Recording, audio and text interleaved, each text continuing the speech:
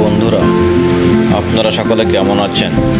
আপনারা দেখছেন একটা গরু চোখ বাঁধা অবস্থায় ঘুরছে। এটি হচ্ছে কাঠের ঘানি।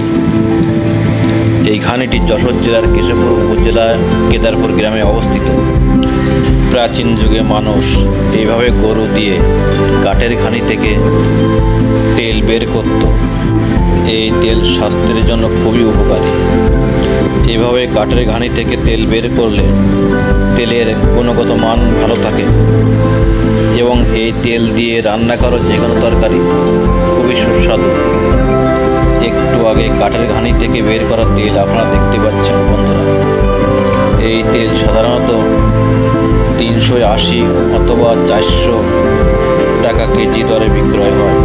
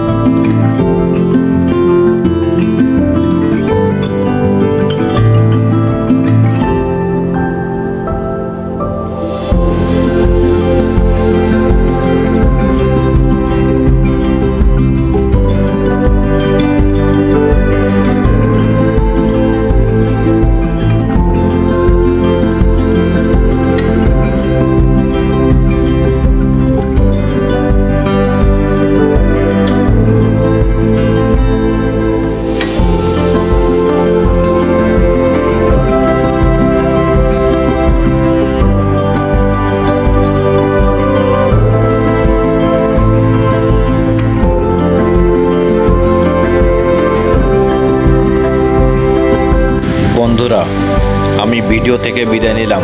আপনারা ভালো থাকবেন, সুস্থ থাকবেন। ধন্যবাদ।